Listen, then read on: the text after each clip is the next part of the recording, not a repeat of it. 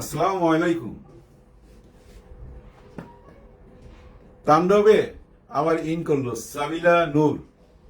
মাঝখানে যেটা গুজব শোনা গেছিল, গুজবই ছিল, আবার ইন করছে, খুব ভালো হইলো। কারো বদদোয়া নেওয়ার দরকারটা কি? হ্যাঁ, মন থেকে বদদোয়া আসে তো, একটা স্বপ্ন থাকে না মানুষের। আর শাকিব খানের সাথে কাজ করবে, একটা বিরাট স্বপ্ন, সব নায়িকারই স্বপ্ন আছে এরকম। কিন্তু আজকে কথা হবে জঙ্গলি নিয়ে। বরবাদ তো ভাই একটা জায়গায় পৌঁছে গেছে, সেটা নিয়ে তো আলাপ কইরা লাভ নাই নতুন কইরা। কিন্তু জঙ্গলি নিয়ে কিছু কথা আছে। জঙ্গলি কিন্তু ছুপা রুস্তম। হ্যাঁ, যদি এই মুহূর্তে বলতে চান ঈদে কোন দুইটা ছবি ব্যবসা সফল, 100-100 তো বরবাদ, কিন্তু জঙ্গলির জায়গায় জঙ্গলিও 100। হ্যাঁ, জঙ্গলিও 100% সুপারহিট ছবি। জঙ্গলির জায়গায় কথাটা মনে রাখেন, কারণ জঙ্গলির যে বাজেট আর বরবাদের যে বাজেট, রাত আর দিন তফাৎ। কোথায় 15 কোটি, কেউ বলে 20 কোটি, 21 কোটি, ধরেন 15 কোটি। আর জঙ্গলিতে 2। হ্যাঁ, যেহেতু হিরো টাকা নেয় নাই, 2-এর মধ্যে ছবি হয়ে যাওয়ার কথা। কিন্তু ছবি এই মুহূর্তে সবাই বলবেন যে সেকেন্ড পজিশন, ঠিক আছে কথায়, কিন্তু যে টাকা লগ্নি করছে এর অনেক গুণ বেশি ব্যবসা করবে জঙ্গলি। অলরেডি মেয়েদের মুখে মুখে জঙ্গলি চলে গেছে। হ্যাঁ, আমি জেনে শুনেই কথাগুলো বলতেছি। এবং সিনেমা হলের দিকে তাকান, বরবাদের কোনো শো কমে নাই, কিন্তু আগের মতো একদম ফুল যাচ্ছে সবকিছু। কিন্তু 10-12টা হল থেকে, মানে শো থেকে এখন অনেক শোতে, মানে সেকেন্ড পজিশনে জঙ্গলি। দাগি কিন্তু না। দাগি না। আমার মনে হয় আরফান নিশো সাহেবের আরো সিরিয়াস হইতে হবে। সবই ঠিকঠাক ছিল, কোথায় জানি জয়ের মালাটা গলায় আসে নাই, যেটা জঙ্গলির গলায় চলে আসছে, সিয়ামের গলায় চলে আসছে। বাচ্চাটার অভিনয় দাগ কেটে গেছে সবাই মনে মনে। 2-3 বার দেখছে এক ভদ্র মহিলা, তার সাথে আমার আলাপ হওয়ার পরে কিন্তু আমি ভাবলাম যে এটা নিয়ে কথা বলি।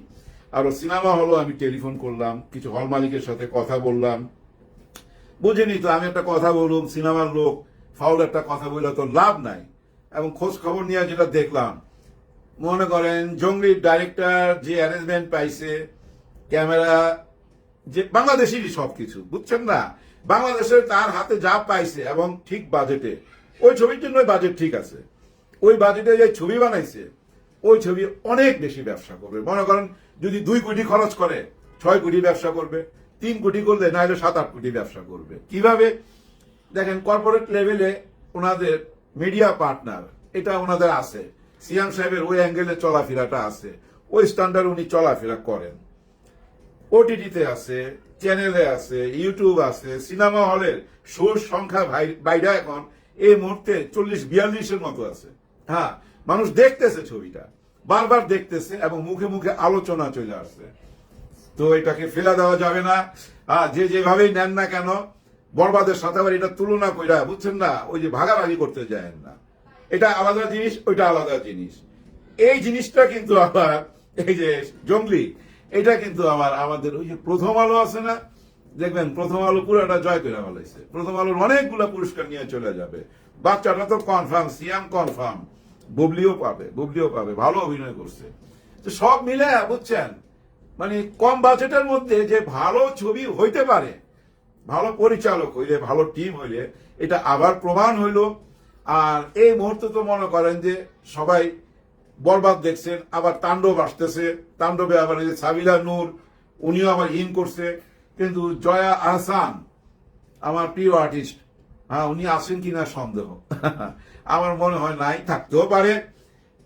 না থাকলে কে আসবে সেটা একটা প্রশ্ন, দেখা যাক কে আসে। আজকে এইটুকুই বলতে আসছিলাম যে আপনারা যারা জঙ্গলি দেখেন নাই, দেখেন।